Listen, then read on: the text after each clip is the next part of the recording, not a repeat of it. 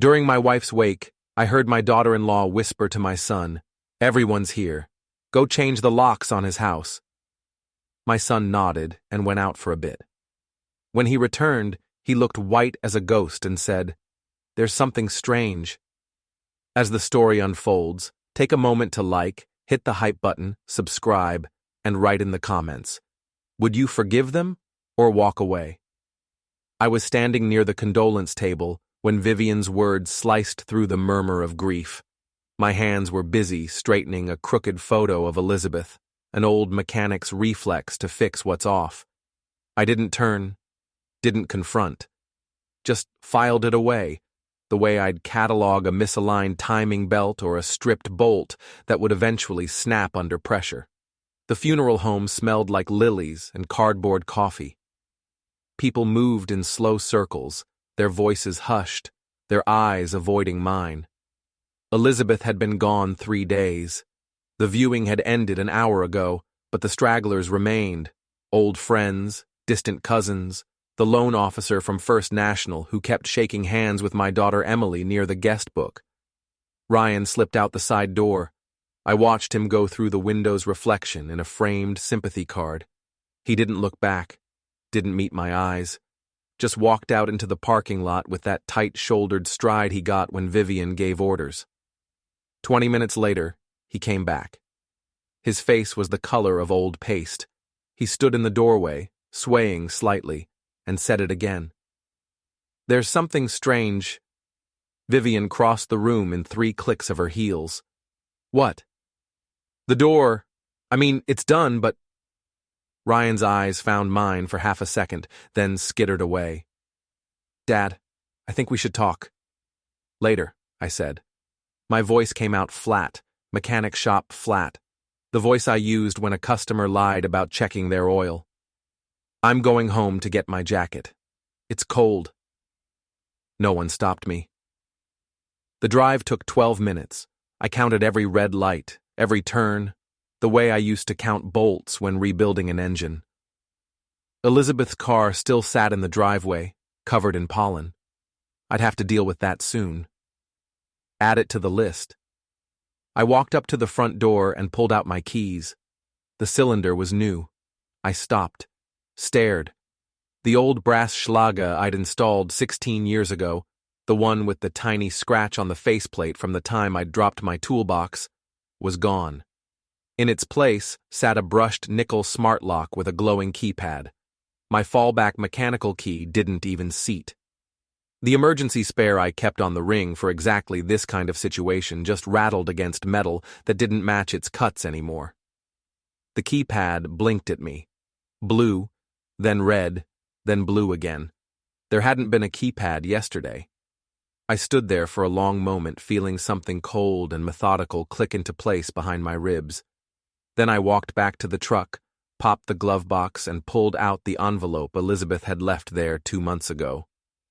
"If whispers start," she'd said during one of the bad chemo days, her hand squeezing mine. "Open blueprint." I opened it. Inside was a photocopy of our living trust. Elizabeth's share bound to a revocable clause on undue influence. There was a printed HOA emergency access bylaw prohibiting lock changes that blocked first responder entry without owner consent. And there was a sticky note in her neat, slanted handwriting. "You fix things. Fix this the way you fix a jam turbine, 1 bolt at a time." I photographed the new keypad. The vendor sticker was still on the bottom edge. "Secure Entry Solutions, installed today," with a timestamp receipt taped underneath, 2:47 p.m. Sloppy work. The tech had even left the default guest code sticker on the inside edge of the battery compartment. I drove back to the wake. The after-gathering had moved to Emily's house, a sprawling colonial she couldn't actually afford on a bank teller's salary. I walked in through the unlocked side door. Ryan was in the kitchen, pouring whiskey into a tumbler with shaking hands. "It's for your safety," he said before I could speak. "You're alone now, we thought—" I held up my phone, showing him the HOA bylaw. "This says different." His jaw tightened. Vivian appeared in the doorway, her influencer smile perfectly in place. Brand protection, William. You understand. A smart home is safer. We're trying to help. Help, I repeated. The word tasted like transmission fluid. Right. I walked past them, through the living room where Emily was showing someone a brochure for estate liquidation services, and out the front door. Nobody followed. Back at my house, because it was still my house, paperwork didn't lie, I called the non-emergency line. Officer DeMarco showed up 20 minutes later. I knew him from the Kiwanis Club. Good man. Followed procedure. Just want it documented, I told him. Unauthorized entry, lock change without consent. No forced entry, but no permission either. He took notes. Walked the perimeter with me. The side door to the garage was still original hardware. They'd missed it, or hadn't thought an old man would notice. But the front door, that was the statement piece. That's where they wanted control. Inside, DeMarco stopped in the hallway. You're safe. The old wall safe stood open. It was a cheap residential model, tucked behind Elizabeth's favorite watercolor of the Oregon coast. The door hung at an angle, empty shelves visible. Nothing was missing. I'd checked my important documents that morning, birth certificates, the truck title, Elizabeth's jewelry, all accounted for. But on the top shelf sat a sealed envelope I'd never seen before, addressed in Vivian's looping script. To Ryan. Bait.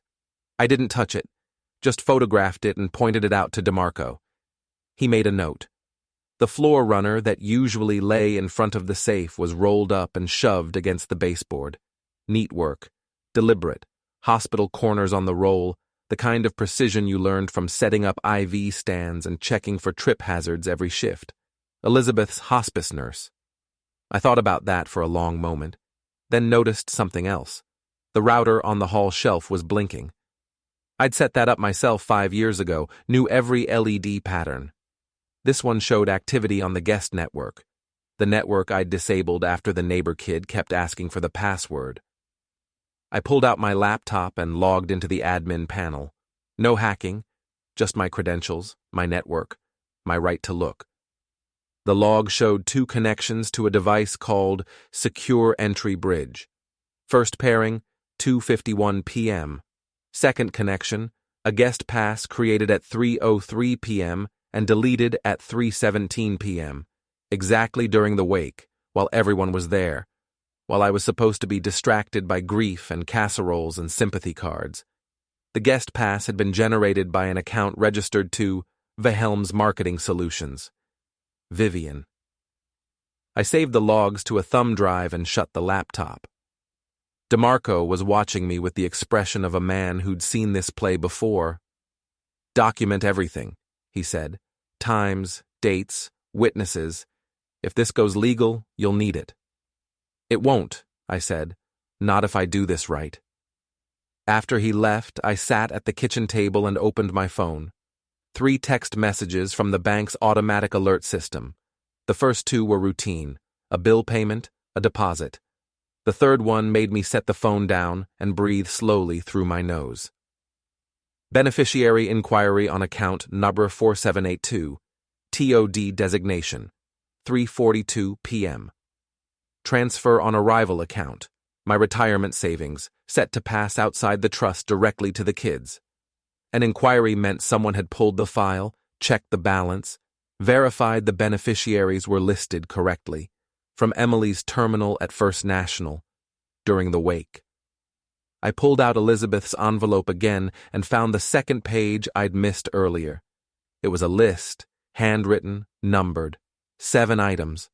The first 6 were checked off in green ink. The 7th was circled in red. If all 6 fail, give him cabin. Underneath, paper clipped to the page, was a notarized assignment, dated 3 weeks before Elizabeth passed.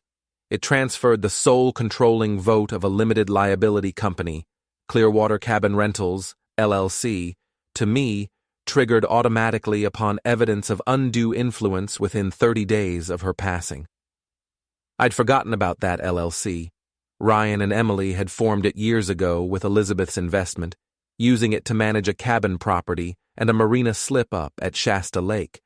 They rented it out, took the income, and sent us a Christmas card every year with a photo of themselves on the deck.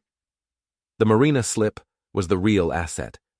Prime location, room for a 40-footer, sublet income that supposedly went back into the LLC, but always seemed to fund Vivian's brand partnerships and Ryan's warehouse leases. Now, the controlling vote was mine.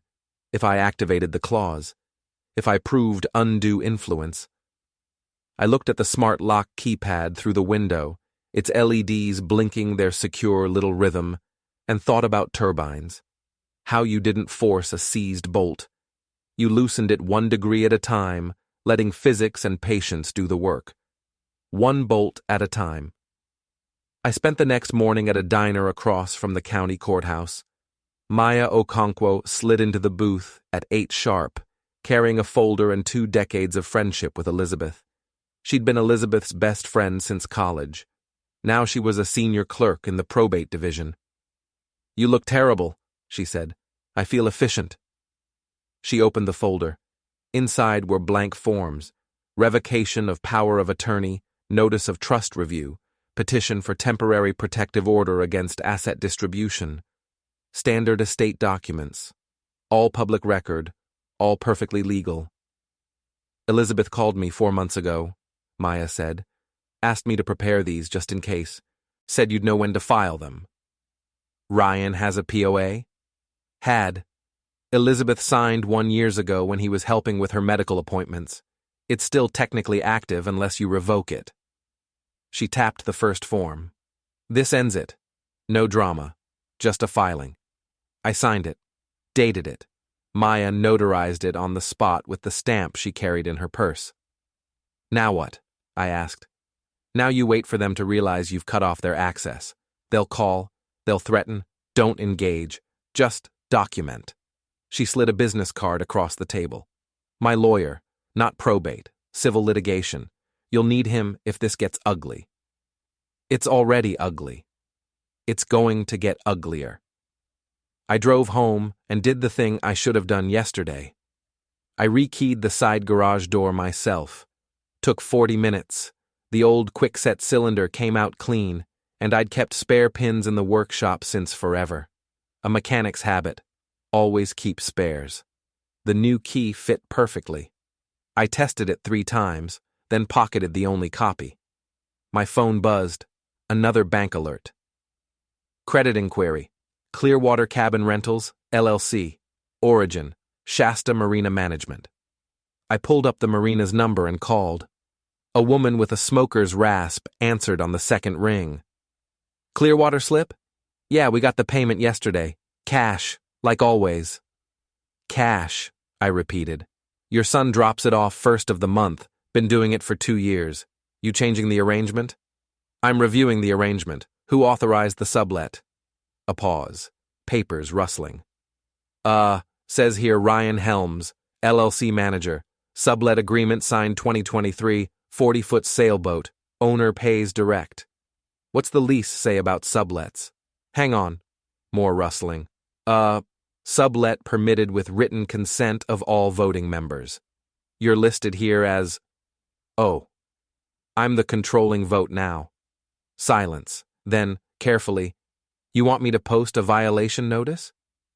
I want you to revoke the sublet for breach of lease, effective immediately. I'll be up there tomorrow with the LLC documents. That's going to make some people unhappy. That's the idea. I hung up and opened the laptop.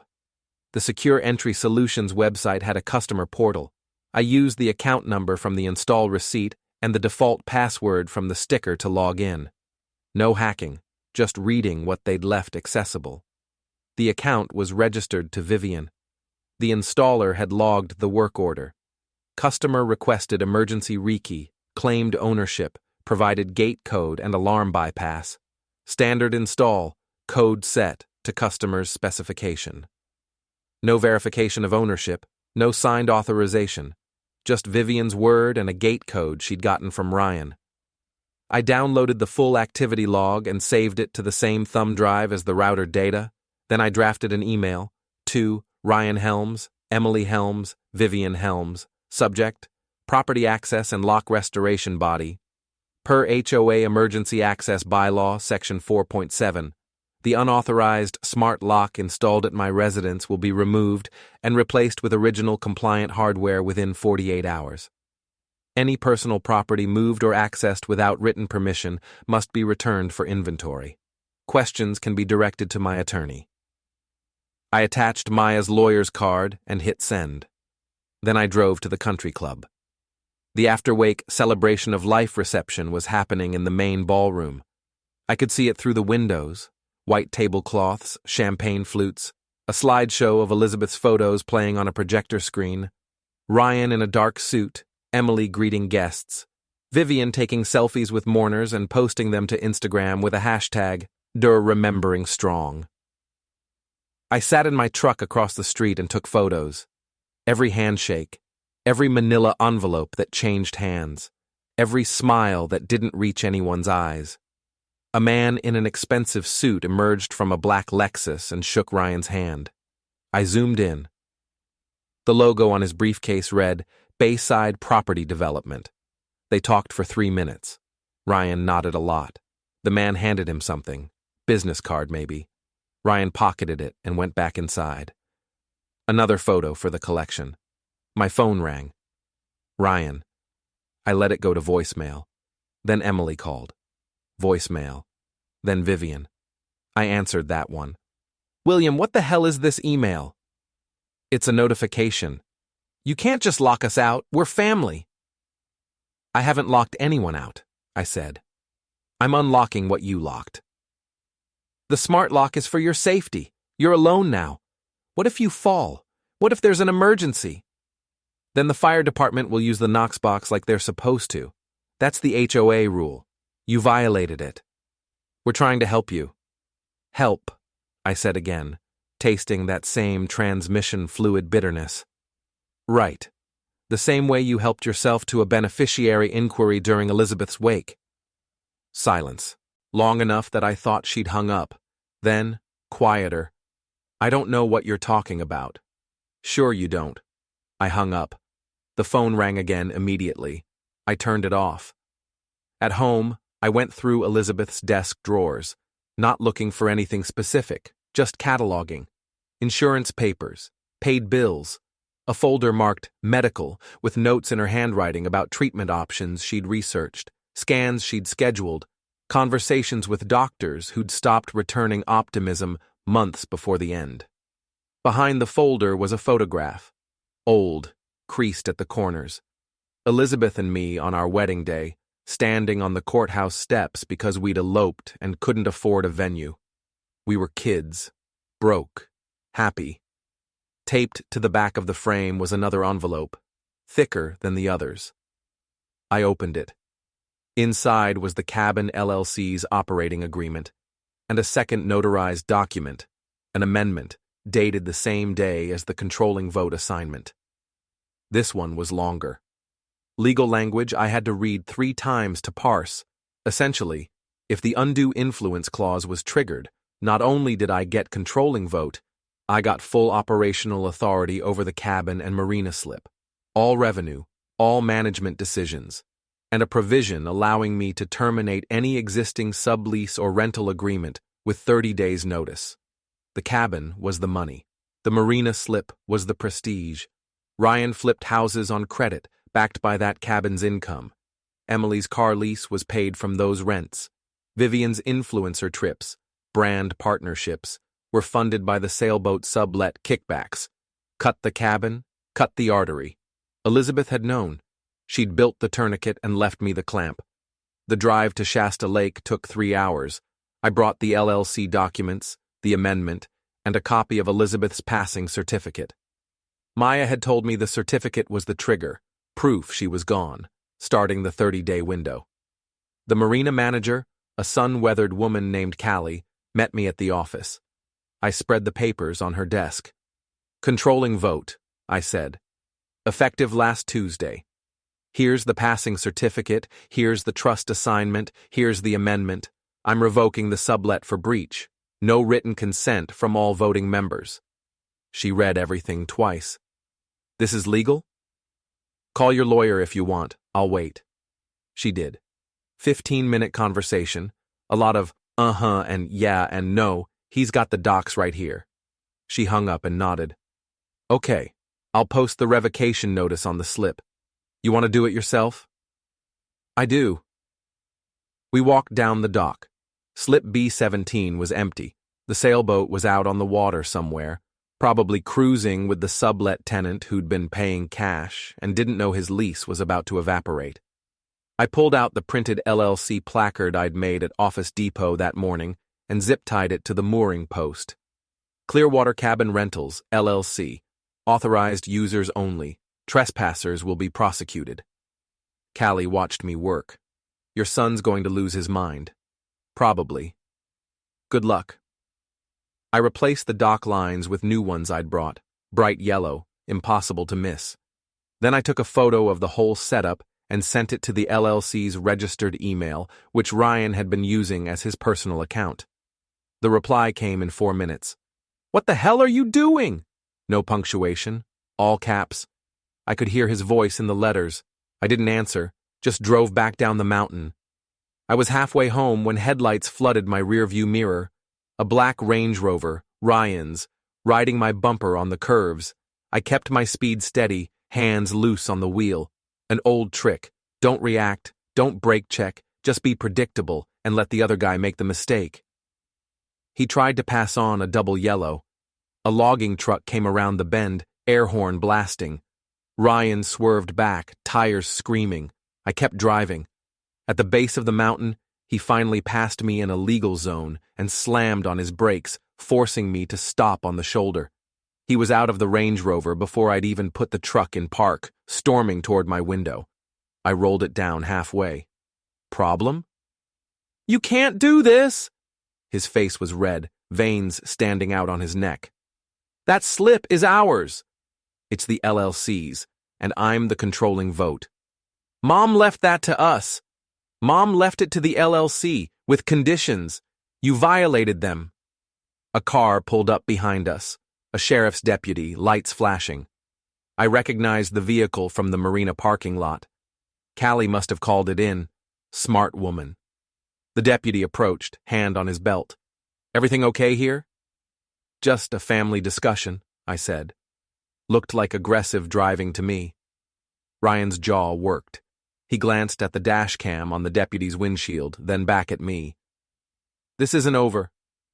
No, I agreed. It's not. He got back in the Range Rover and peeled out, spitting gravel.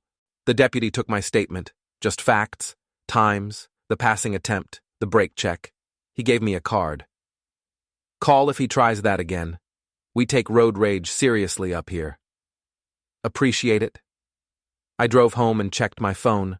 17 missed calls, 9 voicemails. I didn't listen to any of them.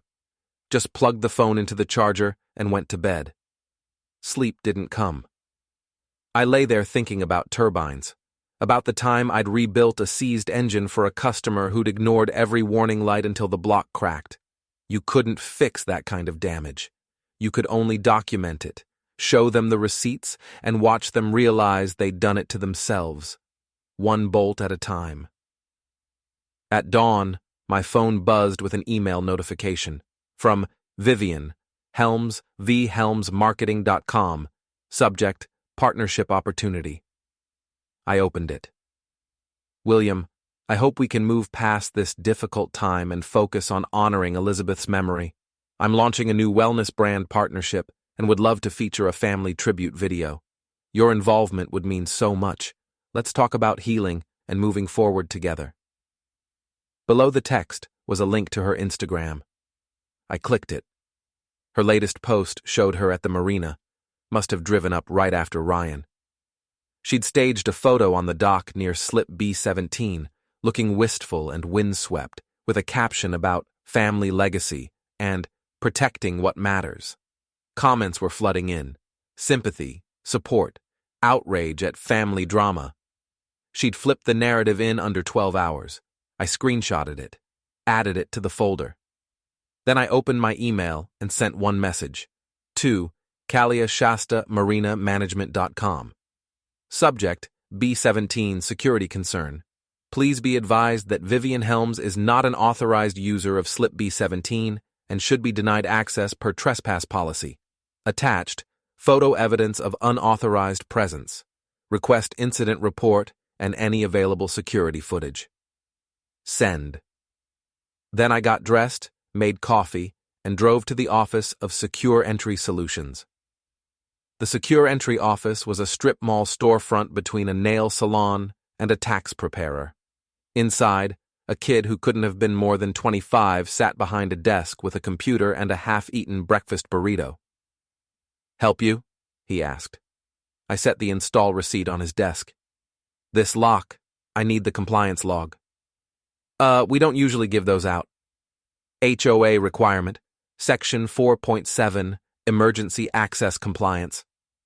I showed him the bylaw on my phone. The installer would have logged the authorization. I need the name and timestamp. He squinted at the screen. "Let me check." Typing, clicking. "Okay, yeah. Install tech was Jensen. Customer authorized by phone, confirmed address, provided gate code and alarm bypass. Standard protocol. Customer name? Vivian Helms. Did Jensen verify ownership?" The kid's expression flickered. It says she confirmed she had authorization from the property owner." "She didn't." "Oh." He clicked again. "Do you want to file a dispute?" "I want a copy of the work order, and I want to know what your policy says about verifying ownership before installing locks on occupied residences." He printed the work order. The notes were sparse. Customer states owner consent, emergency rekey, code set per customer request. No verification, no signature, nothing. I took the printout. "Your company just enabled unlawful entry. That's a liability. I'll have to talk to my manager." "You do that." I walked out and drove straight to the HOA office. The manager, a woman named Patricia who ran the neighborhood like a tight ship, listened to my summary with her reading glasses perched on her nose. "You're saying your daughter-in-law hired a locksmith to change your locks without permission?" "During my wife's wake." Her expression hardened. "That's a clear violation. I'll schedule an emergency board review. I also want the original hardware restored, immediately. We'll need to vote. The bylaw says emergency access compliance is mandatory. No vote required. The smart lock blocks first responders unless they have the code, which changes the access method. That's non-compliant." She reread the bylaw, sighed. "You're right. I'll issue a restoration order. You'll have to provide the original hardware." I kept it. "Of course you did." The restoration order went out that afternoon. By evening, I had a text from Ryan. "You're making this so much worse than it needs to be." I didn't reply. Instead, I drove past the warehouse Ryan used for his house flipping business, a corrugated metal building in an industrial park south of town. The parking lot was full. Trucks with company logos, workers hauling materials, a forklift beeping in reverse. I sat in my truck and watched. Counted the fire exits. One main door, one side door, both propped open with buckets. Noted the storage racks stacked 3 high with lumber and drywall. Saw the extension cords snaking across the concrete, plugged into overloaded power strips. I'd been a mechanic for 40 years. Before that, I'd done building maintenance. I knew code. I knew what inspectors looked for. This place was a match waiting for a spark. I took photos, wide angles, close-ups, the blocked exits, the unpermitted racking, the electrical mess, the lack of fire suppression beyond a single extinguisher mounted near the bathroom. Then I went home and filed a complaint with the fire marshal's office. Anonymous. Just a concerned citizen reporting unsafe conditions. Blocked exits, unpermitted storage racks, electrical violations, workers at risk, please inspect. Send. The inspection would take a week to schedule, maybe 2, but it would happen. And when it did, Ryan's operation would be red-tagged until everything was brought to code. That meant delays, cost overruns, angry contractors, pressure. My phone buzzed. Emily. "Dad, can we please talk about this? You're scaring us," I answered. Nothing to be scared of. You're filing complaints, changing locks, posting notices at the marina. What are you doing? Protecting my property. From your own family? From people who changed my locks during Mom's wake? Silence. Then, quieter. That was a misunderstanding. Was the beneficiary inquiry a misunderstanding too? I don't know what. You pulled my TOD file from your terminal at the bank, during the wake, while I was burying your mother. Her breath hitched. I was just checking, making sure everything was in order. Ryan said, Ryan doesn't get to make decisions about my accounts. Neither do you. Dad, please. We're worried about you. You're alone now. You thought you'd lock me out of my own house and carve up the estate before the dirt settled on her grave. That's not fair. No, I said. It's not. I hung up. An hour later, I got an email from First National's HR department. Automated, formal. This message is to inform you that a compliance review has been initiated regarding account access protocol. No action is required on your part. Emily was being reviewed. Someone had flagged the beneficiary inquiry, probably the system itself, catching a conflict of interest ping when she'd accessed a relative's account outside normal business procedures. I hadn't reported it. Didn't need to. The bank's own safeguards had caught it. One bolt at a time. Maya called on Thursday. The revocation went through. Ryan's power of attorney is no longer valid. If he tries to use it, he's committing fraud. He won't. You sure? He's smarter than that. Vivian, on the other hand. Watch her. She's the one with motive and platform. Already am. That afternoon, the secure entry installer, Jensen, showed up at my door with a toolbox and a sheepish expression. Behind him was Patricia from the HOA, holding a clipboard. Mr. Helms, Patricia said, we're here to restore the original lock per the compliance order. Do you have the hardware? I did. I'd kept the old cylinder in a drawer in the garage, wrapped in a shop towel. I handed it to Jensen. He removed the smart lock in under 5 minutes. The original schlag went back in clean. He tested it 3 times, then handed me both keys. Sorry about the mix-up, he said. Not your fault. You followed protocol. Your protocol's just bad. He nodded and left. Patricia made me sign the compliance form, then followed him out. I stood on my porch, key in hand, and turned the cylinder one slow rotation. The bolt seated with a solid click. My house, my lock, my terms. Then my phone buzzed with a forwarded email from Callie at the marina. FYI, incident report attached.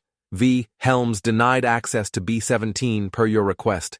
She demanded to speak with management, threatened legal action, and was escorted off property by security. Attaching video. I opened the video file. Grainy security footage showed Vivian at the dock gate arguing with Callie. Her face was red. Her hands were gesturing wildly. Callie stood firm, arms crossed, shaking her head. Eventually, a security guard, an older guy with a gut and a flashlight, walked Vivian back to the parking lot. Her Range Rover peeled out just like Ryan's had. I saved the video. That evening, I got a call from a number I didn't recognize. I answered. Mr. Helms, this is Dana Pierce from Elevate Brands.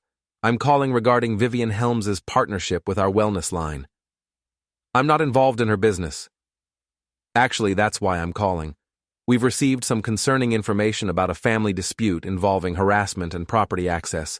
Our brand policy requires us to distance ourselves from partners involved in public conflicts. We're putting her contract on hold pending review. I didn't contact you. We monitor social media mentions. The marina incident was posted by a bystander. It's gotten some traction. I pulled up Instagram, searched Vivian's handle. Sure enough, someone had posted the doc video.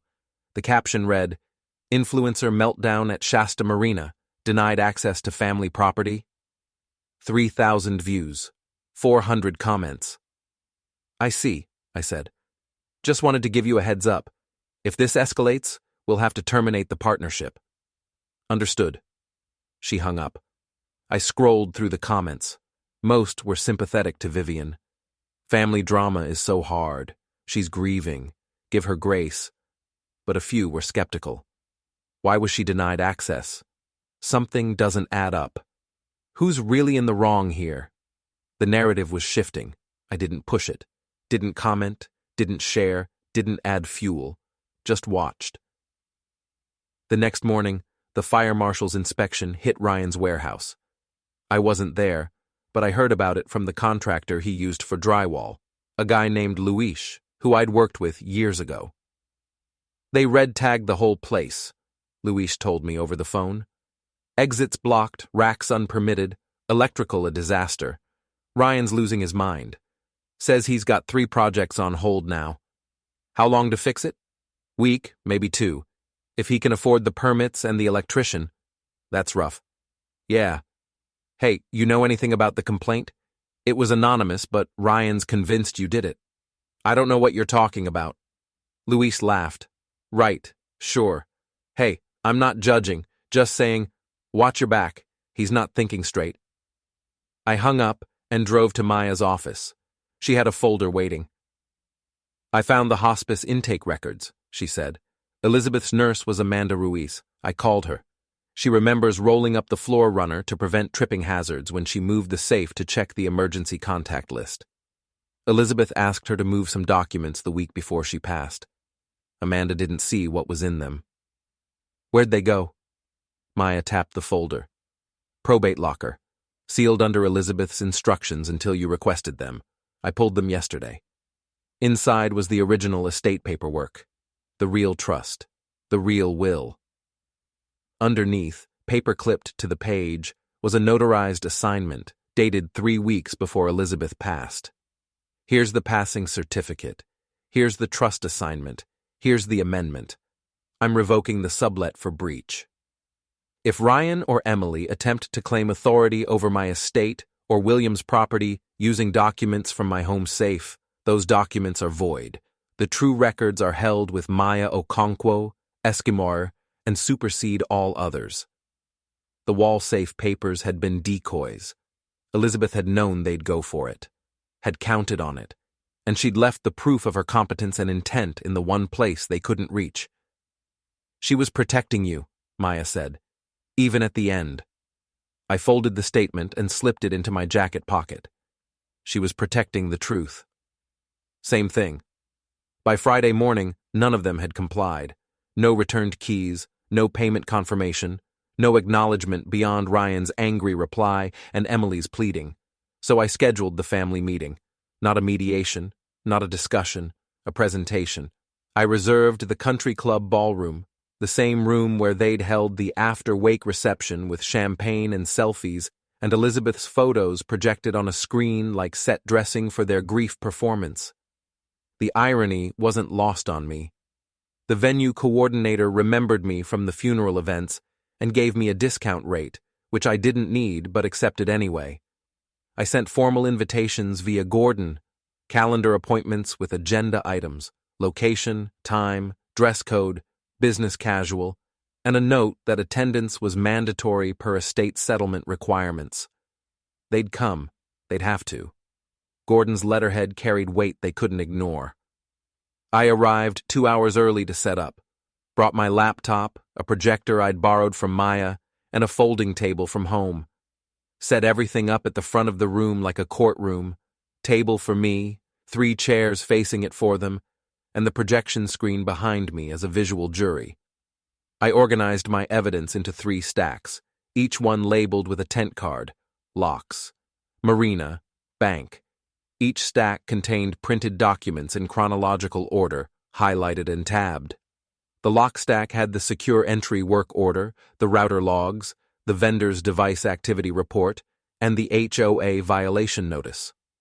The marina stack contained the LLC operating agreement, the sublease breach documentation, Callie's incident report, and the video screenshots.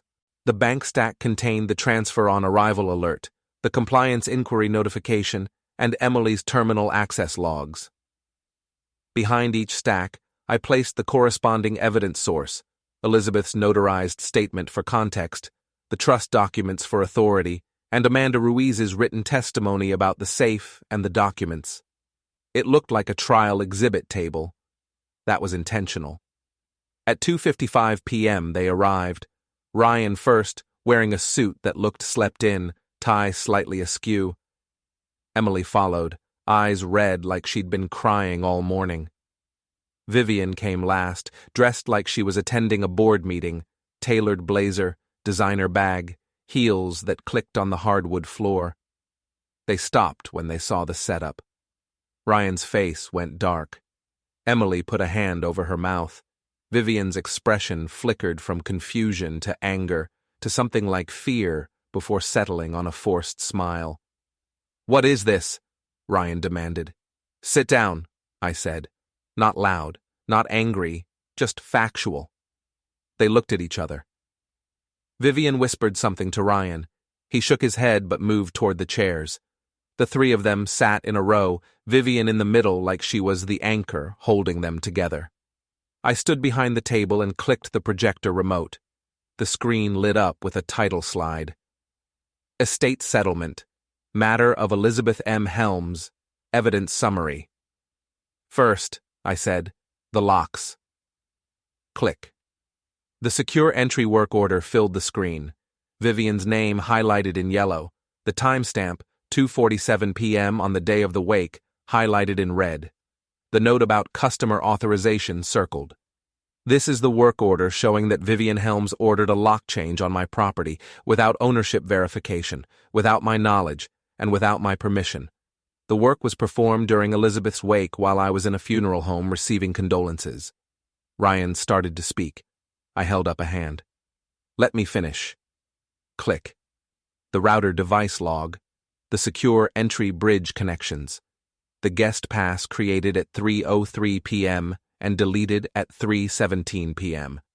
The account registration showing V. Helms Marketing Solutions. This is the Smart Locks activity log. It shows a guest access code was generated remotely using Vivian's business account, active for exactly 14 minutes, then deleted. The timing corresponds with when people began leaving the wake. Someone used that code to enter my house while I was still at the funeral home. Emily's face had gone pale. Ryan was staring at the screen like he could will it to show something different. The HOA bylaw requires emergency-compliant locks that don't depend on codes or power. The smart lock violated that requirement. I filed a compliance complaint. The lock was removed. The violation stands. Click. The HOA restoration order, signed by Patricia, dated 3 days ago. This is the documentation of compliance restoration and violation assessment. Vivian is responsible for an $8,000 payment covering the unauthorized installation, the HOA fine, and my legal costs for the conversion claim. Vivian's lawyer persona cracked. "This is ridiculous. I was trying to help." "You were trying to control access to property you don't own, and you did it while I was burying my wife so I'd be too distracted to stop you." "That's not. Let me show you the marina." Click. The LLC operating agreement, the controlling vote assignment, Elizabeth's signature, notarized, dated 3 weeks before she passed. This is the document that transferred full operational control of Clearwater Cabin Rentals, LLC to me, upon evidence of undue influence within 30 days of Elizabeth's passing. The undue influence clause was triggered by the unauthorized lock change and the bank inquiry. I now hold sole controlling vote. Ryan leaned forward. "Dad, that cabin has been ours for... It's been the LLC's for 8 years, and according to the operating agreement, all sublease arrangements require written consent from all voting members. You sublet the marina slip without my consent. That's breach of contract." Click. The sublet agreement Ryan had signed. The clause requiring written consent highlighted. "This is your signature, Ryan. You knew the rules. You violated them anyway because you assumed I'd never check, never care, or never have the authority to do anything about it." Click. Callie's incident report. The timestamp, the description of Vivian's arrival, her demands, her threats, her escort off property. This is what happened when Vivian tried to access the marina after I revoked the sublet. She was denied access and removed by security. Click. The video screenshot. Vivian pointing at the camera, mouth open mid-yell, the security guard's hand gesturing toward the exit. This is what it looked like. The room was completely silent except for the low hum of the projector's fan.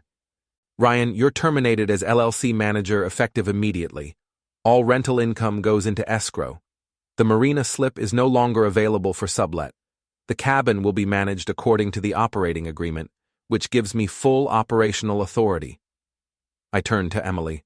Her eyes were wet, mascara tracking down her cheeks. Third, the bank inquiry. Click. The transfer on arrival alert from my phone. The timestamp, 3:42 p.m. The origin, Emily's terminal ID at First National. This is the automated alert that notified me someone had accessed my beneficiary information during Elizabeth's wake. The inquiry came from your work computer, Emily, during your shift, while I was at the funeral home. Dad, You violated bank protocol by accessing a family member's account without authorization. The system flagged it automatically. HR opened a compliance review. I didn't report you. You reported yourself by being careless. Emily was sobbing now, shoulders shaking. Vivian put an arm around her, but her own expression had gone cold and calculating. Click. The First National Compliance Inquiry letter addressed to Emily, CC'd to her supervisor and the regional manager. This is the formal review notification. Whatever happens with your job is between you and the bank. I'm not pursuing it further. But the fact that it happened, that you accessed my private financial information during my wife's funeral, that's part of the pattern. I clicked the remote one more time. The screen went dark. Then a new slide appeared. Elizabeth's notarized statement, her handwriting, her signature. This is what your mother left me. A statement declaring that she knew what she was doing, that she was of sound mind, and that she intentionally created safeguards to protect me from exactly what you tried to do. I read the statement aloud. Every word. Emily's sobbing got louder. Ryan's hands clenched into fists on his knees. Vivian's face had gone marble still.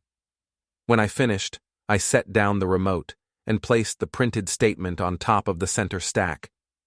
Elizabeth knew you'd come for me. She knew you'd use grief as cover. She knew you'd try to lock me out, carve up the assets, and make it look like you were helping. So she left instructions, legal, binding, notarized instructions that made it clear she trusted me to protect what we built together. I looked at each of them in turn. Here's what happens now. I picked up the first stack. Locks. Vivian, you have 30 days to pay $8,000 covering the lock installation, the HOA violation fine, and my legal costs. If you don't, I file a civil conversion claim in county court. Discovery will make all of this public record. Every text, every email, every Instagram post. Your brand sponsors will see it. Your followers will see it. Everyone will see what you tried to do. I set down the stack and picked up the second, Marina. Ryan, you're removed as LLC manager. The cabin rental income stops flowing to your accounts today. The marina slip sublet is terminated. You're also responsible for bringing your warehouse to code. I didn't cause that inspection. You caused it by running an unsafe operation, but the timing is inconvenient for you, and that's not my problem. I set down that stack and picked up the third, bank. Emily, your HR issue is yours to resolve. I'm not pressing charges. I'm not filing complaints, but I'm also not calling the bank to vouch for you. What you did was a violation, and the system caught you. Own it. I stepped back from the table.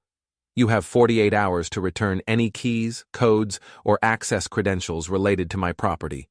You have 30 days to comply with the financial settlement. After that, everything goes to court, and nothing stays private. Ryan stood abruptly, chair scraping. This is insane. You're destroying your own family. No. I'm protecting what's mine from people who tried to steal it while I was grieving. We weren't stealing. We were trying to lock me out of my own house, access my bank accounts, take over my assets, during Mom's wake. I kept my voice level. What would you call that? He had no answer. Vivian stood, pulling Emily up with her. "This isn't over, William." "Yes," I said. "It is. Unless you want the court to make it messier." She stared at me for a long moment, then turned and walked out, heels clicking. Emily followed, still crying. Ryan stayed a moment longer, jaw working like he wanted to say something. Finally, he just shook his head and left. I stood alone in that ballroom, surrounded by evidence and empty chairs, and felt something shift in my chest. Not satisfaction, not victory. Just the quiet relief of having said everything that needed saying with proof to back every word. I packed up the projector and the stacks of documents, folded the table, turned off the lights. Outside, the sun was setting. The parking lot was empty except for my truck. I drove home slowly, windows down, letting the evening air clear my head. When I pulled into the driveway, I saw Ryan's Range Rover idling at the curb. He was behind the wheel, phone to his ear, gesturing angrily at someone I couldn't see. I parked and got out. He ended the call and rolled down his window. "I hope you're happy," he said. "I'm relieved." Relieved? Right. You just humiliated us in front of a lawyer and God knows who else. It was just us. No audience, no media, just family and the truth. The truth. He laughed bitterly. Your version of it anyway. I walked toward my front door. He called after me. "You know what Mom would say if she could see this?" I stopped, turned. She'd say I fixed it the way she asked me to, one bolt at a time. I unlocked the door with my original key, stepped inside, and closed it behind me. Through the window, I watched Ryan sit there for another minute before finally driving away. Inside, I set down the evidence folders, made a pot of coffee, and sat at the kitchen table. My phone buzzed with a text from Maya. "How'd it go?" "They know where things stand now." "Good. Rest. You've earned it." But I didn't rest. I pulled out Elizabeth's letter and read it again, tracing her handwriting with my finger. "Work them carefully, one bolt at a time." 3 bolts loosened, a few more to go. The HOA security team was waiting at my house when I arrived. 2 guys in polo shirts with radios and a locksmith I'd hired independently, not secure entry, but a local guy Maya had recommended. "Mr. Helms," the older security officer said, "we're here per your request to oversee the lock restoration and document any attempts at unauthorized entry." "Appreciate it?" The locksmith went to work on the front door. I'd brought the original Schlage cylinder and a brand new deadbolt to match. No smart features, no keypads, just brass and steel and a key that only I had. While he worked, I set up my phone to record. Timestamps, witnesses, procedure. The locksmith pulled the existing hardware and held it up. Clean removal. No damage to the door or frame. Whoever installed this did decent work. "They did," I said, "but they didn't have permission." He nodded and installed the original cylinder, tested it, handed me 2 keys. All set. The security officers logged the work in their report. Then we waited. Ryan showed up 12 minutes later. Must have peeled out of the country club the second I left. He skidded into the driveway, driver's door flying open before the car even stopped fully. Vivian was right behind him, her Range Rover blocking the street. They stormed up the walkway together. Ryan had a key in his hand, the smart lock override code probably programmed into a physical fob. He reached for the keypad. It wasn't there. He stopped, stared. His face went through confusion, then anger, then something close to panic. "What did you do?" "Restored the original hardware per HOA compliance order," I said. "As discussed." Vivian pulled out her phone, started recording. "You're locking your own children out of their family home." "This isn't their home, it's mine." "You can't do this." The security officer stepped forward. "Ma'am, this is a private residence. The owner has the right to control access." "He's our father." "That doesn't grant you legal access without permission." Ryan tried the door handle. Locked. He rattled it. The deadbolt held solid. Dad, let us in. We need to talk. We just did. At the club. You heard my terms? This is insane. Ryan pounded on the door with his fist. You're treating us like criminals. You changed my locks during my wife's funeral. He froze, fist still raised. You went through my safe. You pulled my bank records. You tried to sublet my assets without permission. And now you're mad because I won't let you walk in and do it again? Vivian stepped closer, phone still up, recording. Everyone's going to see this. How you're treating your grieving children. Go ahead. Post it. Show them how you tried to lock me out first. She hesitated. The phone dipped. Thought so. Ryan turned to the security officer. You're just going to let him do this? Sir, he's within his rights. If you continue to attempt entry, I'll have to call the police for trespassing. Ryan looked at me. Really looked. For the first time since Elizabeth passed, I saw something other than entitlement or anger on his face. I saw fear. He realized he'd lost. Come on, Vivian said. Let's go.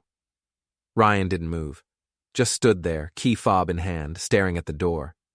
This isn't you, he said. Quieter now. Mom wouldn't want this. Mom left me a letter, I said. She told me to fix this the way I fix a jammed turbine, one bolt at a time. That's what I'm doing. By pushing us away? By protecting what's mine. He turned and walked back to his car.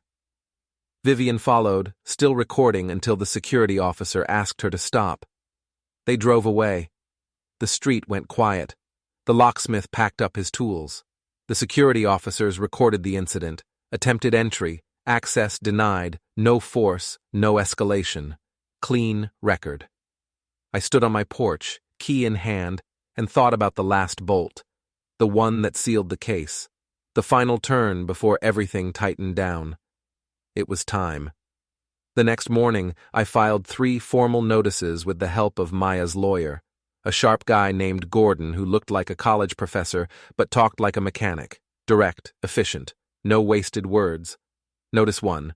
Civil conversion claim against Vivian Helms for ordering and paying for unauthorized lock installation on property she did not own. Damages, $8,000 plus legal fees. Notice 2. Lease termination for Ryan Helms regarding Marina Slip B17, citing breach of LLC operating agreement. Effective immediately. Any sublease income to be held in escrow pending resolution. Notice 3. Formal complaint to First National's Compliance Department regarding Emily Helms's unauthorized access to a relative's transfer on arrival account information. Not a request for termination, just documentation for the record. Gordon hand-delivered all 3. By noon, I had confirmation receipts. At 2 p.m., Emily called. I answered. Dad, please, I'm being investigated at work. They might fire me. I didn't report you. You reported yourself when you accessed my account. I was just checking. Without authorization, during work hours, on a family member's file. That's a compliance violation. You know that. She was crying. I can't lose this job. I have bills, the car lease. Then you shouldn't have risked it. Please, can't you call them? Tell them it was a misunderstanding? It wasn't a misunderstanding. You knew what you were doing. Dad, learn from this, Emily. Actions have consequences, even when they're wrapped in good intentions. I hung up. Gordon called an hour later. Ryan's lawyer wants to negotiate, says you're being unreasonable. What's his offer? He'll return the house keys and apologize if you drop the marina lease termination. No. Expected that. What about partial restoration? He keeps the cabin rental income but loses the slip. No. The operating agreement is clear. I control the LLC. That means I control the assets. He's threatening to fight it. Let him. Elizabeth's assignment is notarized and ironclad. He won't win. Vivian's lawyer is pushing back too. Claims she was acting in your best interest with the lock. Acting in her own interest. The guest pass logs prove it. They're asking if you'll settle for half the damages. $8,000 plus fees, full amount, non-negotiable. Gordon laughed. You're not making this easy. Wasn't supposed to be easy. That evening, I got a text from a number I didn't recognize. Mr. Helms, this is Amanda Ruiz. I was Elizabeth's hospice nurse. Maya Okonkwo told me you had questions about the documents I moved. I'm happy to provide a statement if needed. Elizabeth was very clear about protecting you. She talked about it often. I hope you're okay. I saved the number and replied, Thank you. I may take you up on that. Appreciate everything you did for her. Her response came immediately. She loved you very much. She said you'd know what to do when the time came. I set the phone down and looked at the photo on the mantel. Elizabeth and me on our 20th anniversary, standing on the cabin deck at Shasta Lake. Before it was an LLC. Before it was income property. When it was just a place we'd saved up to buy together, dreaming of retirement and grandkids and quiet mornings with coffee and a view. Ryan and Emily had turned it into a business. Vivian had turned it into content. I was turning it back into mine. The next day, I drove to the cabin. It was empty. Ryan had pulled the current rental listing after the lease termination notice hit. The place looked tired, paint peeling, deck boards soft in spots, the kind of deferred maintenance that happens when you're milking an asset instead of caring for it. I walked through every room, cataloging repairs. The water heater was 15 years old. The roof had moss. The dock needed new planks. Nothing catastrophic, but plenty of work. I'd have time now, and budget, once the rental income started flowing to the right account. My phone rang. Gordon. They caved, all three of them. Vivian's paying the full amount. Ryan signing over the marina management and agreeing to the lease termination. Emily's lawyer sent a letter asking you not to pursue the bank complaint further.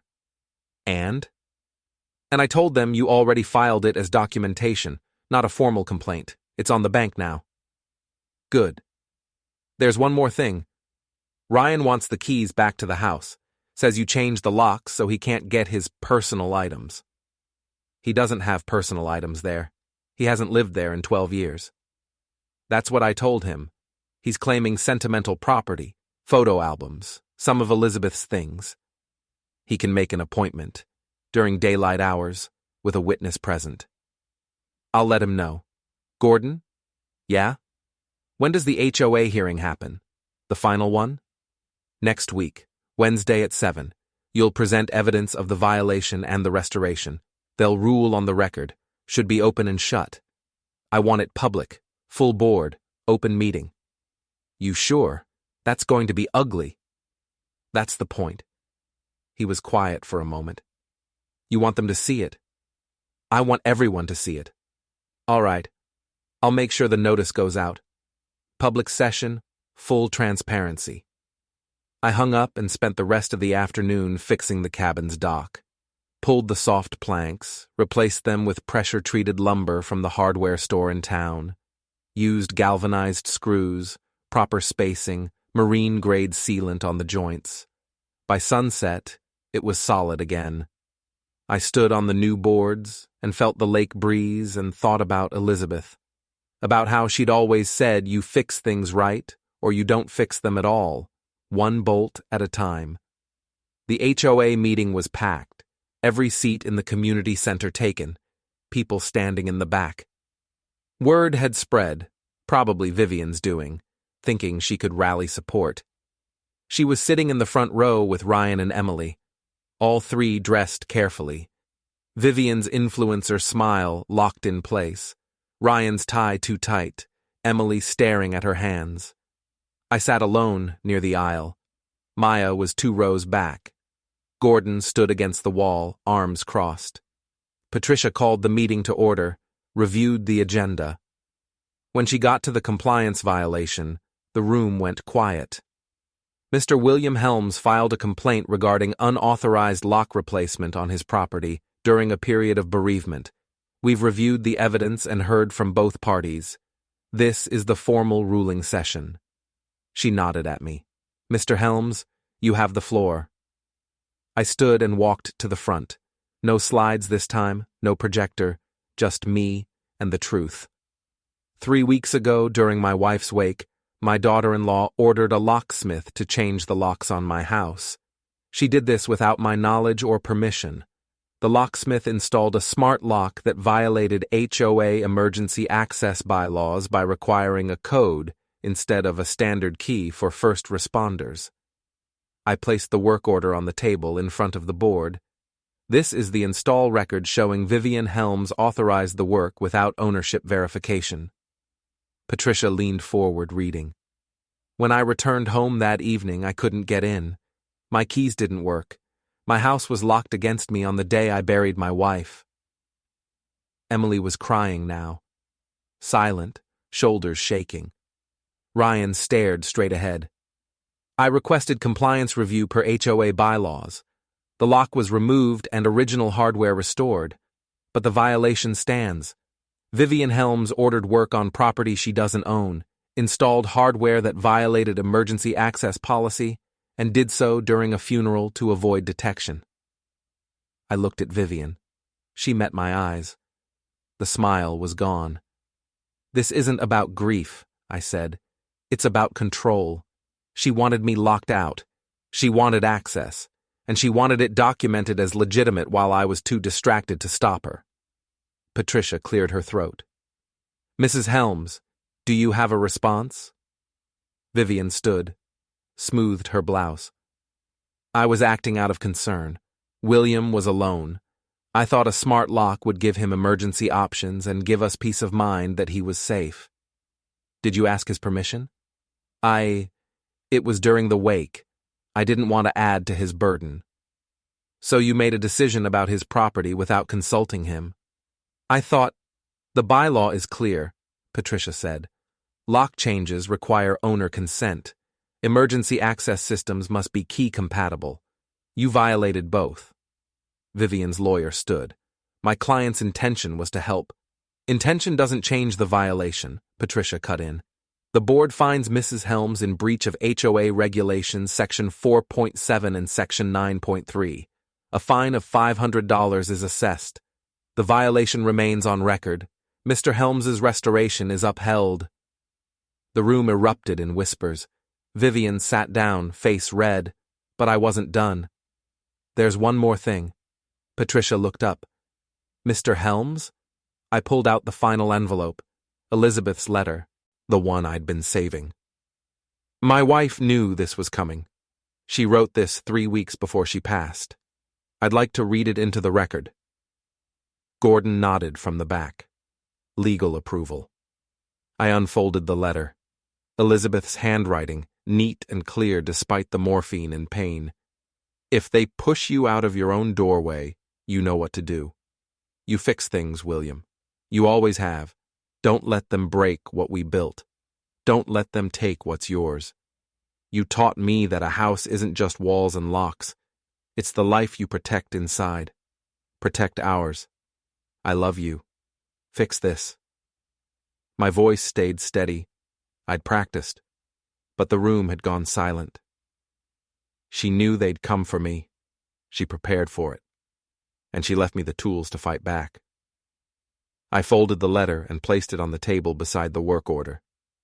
I'm not the bad guy here. I'm just a man who wouldn't let his children steal his home while he was burying their mother. I sat down. Patricia didn't speak for a long moment. Then she nodded to the board members flanking her. They conferred in whispers. Finally, she addressed the room. The board's ruling stands. Violation upheld. Fine assessed. This matter is closed. She banged the gavel. People started filing out. I stayed seated. Ryan and Emily left through the side door. Vivian stopped in front of me, her lawyer at her elbow. You happy now? She asked. I'm relieved. You destroyed us. No, I just didn't let you destroy me. Her lawyer pulled her away before she could respond. Maya slid into the seat beside me. You did it. Not yet. What's left? The final bolt. I stood and walked out into the parking lot. Ryan's Range Rover was idling near the exit. As I passed, he rolled down the window. You got your ruling, he said. Now what? I stopped. Looked at him. Now you give me the key. What key? The one you're still holding, the override. The one you tried to use when you came to the house. He stared at me, then, slowly, reached into his jacket pocket and pulled out the small fob. The smart lock override, useless now, but symbolic. I held out my hand. He hesitated. Give me the key, Ryan. He dropped it into my palm. I closed my fingers around it, felt the plastic and metal, the last piece of their claim on my house. Drive safe, I said. I walked to my truck, got in, and drove home. The house was dark when I arrived. I unlocked the front door with the original Schlag cylinder, the one I'd rebuilt myself, the one that fit perfectly because I'd cut the key by hand in my own garage. I stepped inside, closed the door behind me, locked it. Then I stood in the hallway, in the quiet, in the dark, and felt the walls settle around me. My house, my door, my lock, my life.